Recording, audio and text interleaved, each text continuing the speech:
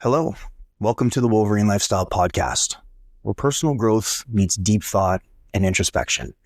I am your host, Dylan Andres, and today marks the beginning of an incredible journey for myself and hopefully for you. Over the course of this podcast, I'll be sharing information with you from my own personal journal entries. That's right, my own journal entries from my personal man diary, amongst other topics, of course, from time to time. Exploring the lessons and realizations that have shaped me into the person who I am today, based in the very same self-reflection practice that I run my clients through. Each week, we'll dip into a different aspect of our relationship with ourselves. After dipping into the relationship that I have with myself, using these deep personal reflections as a guide, this isn't about storytelling. It's about creating a space for transformation for the both of us. My hope is that the vulnerable information I am about to share with you will inspire you to look inward and explore the stories, beliefs, and emotions that have shaped your relationship with your inner child, your shadow, and your overall relationship with yourself. Today, in this very first episode, we're exploring the power of hope and how limiting childhood beliefs can hold us back from fully living. This episode is based on the journal prompt, what is a childhood memory that still lingers in your mind, and how has that memory shaped who you are today? For me, this reflection uncovered a phrase that I heard off and on throughout my childhood. It's a simple 5-word sentence, one I never thought would have impacted me in so many different aspects of my life, on multiple levels of those aspects.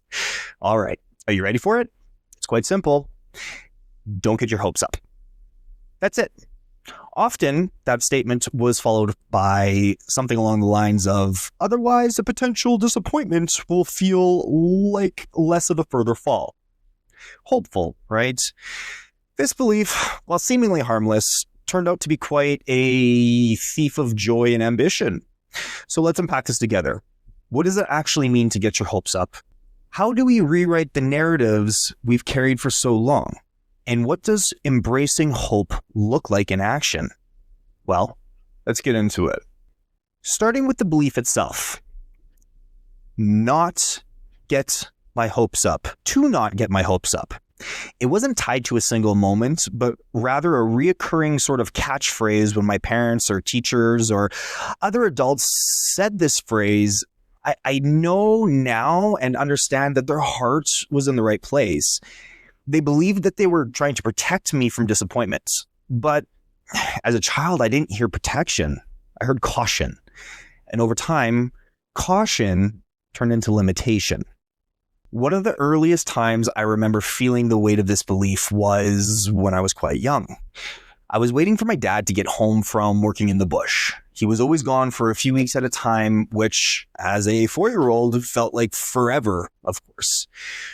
We had a calendar with the sleeps marked on it. We would cross it off and put a sticker on it every single day while I was eagerly waiting for him to come home. I remember counting down the days.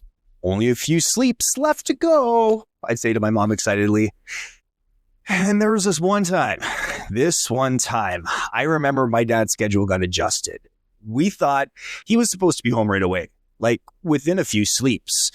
And then we found out he might have to stay at work for an additional 2 weeks. Or maybe it was longer than that, I can't remember. It was so long ago. There was a chance that he was going to be home at the original scheduled time, but my mom knew it was likely going to get extended to another week. Don't get your hopes up. You don't want to be too disappointed if it doesn't work out, is what my mom said. And there it was. One of the first memories of that phrase, don't get your hopes up. Now, in that specific moment, of course, nothing happened. But over time, something definitely shifted.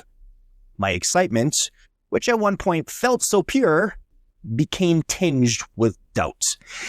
And I carried this with me into adulthood. Hearing it now and throughout this lifetime, and of course, over time, That phrase attached to each of these experiences in my memory bank, slowly but surely adding sunshine and water to that original rooted seed.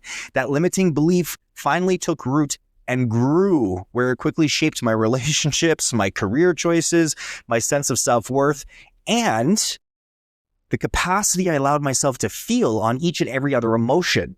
I unintentionally designed myself an upper limit of how much I let myself feel everything: happiness, joy, sadness, anger, grief, etc., etc., etc. Don't get your hopes up became a mental habit, a way to manage my expectations, and also a way to fully avoid living. Let's pause here for a moment to just reflect on why I'm sharing this. One of my goals for the Wolverine Lifestyle Podcast is to take these personal, vulnerable stories and turn them into lessons that we can all learn from, including myself. I'm putting in the work here too. I believe that when we share openly and step into our own vulnerability, we give others the permission to do the same. So, if beliefs like "don't get your hopes up" have ever limited you in your life, you're not alone. And if you've ever wondered how to break free from this, well, you're in the right place. Here's the truth I've discovered. Hope isn't dangerous. It's actually essential. But hear me out for a sec. The kind of hope that truly transforms us isn't tied to specific outcome or expectations. It's tied to the energy of possibility. Now, I know you're probably not going to rewind that and listen to it again, so I'm going to say it one more time.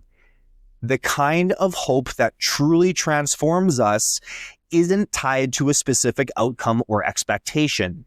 It's tied to the energy of possibility. When we allow ourselves to hope, we're not just opening the door for emotions like joy. We're also building resilience, optimism, and compassion. On this journey together, we are going to explore a variety of topic areas, including healing our inner child, shadow work, health, fitness, spirituality, just to name a few, of course. Through this self-reflection, we are going to learn how to reframe failure and find the meaning in life's darkest moments, to unpack the beliefs that have shaped us. It's time to rewrite those stories that no longer serve us. This is the heart of the Wolverine lifestyle: to know yourself, know your worth, and own your life. As we wrap up this first episode, I want to leave you with a smidgen of homework. Reflect on your own life. What's a belief you've carried since childhood that might no longer serve you?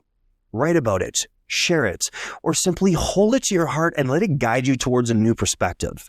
And if this episode resonated with you at all, I'd love to hear your thoughts. Reach out to me on one of my socials. Of course, I'll leave all of the information in the show notes, or leave me a review. It helps this podcast reach others who might need it.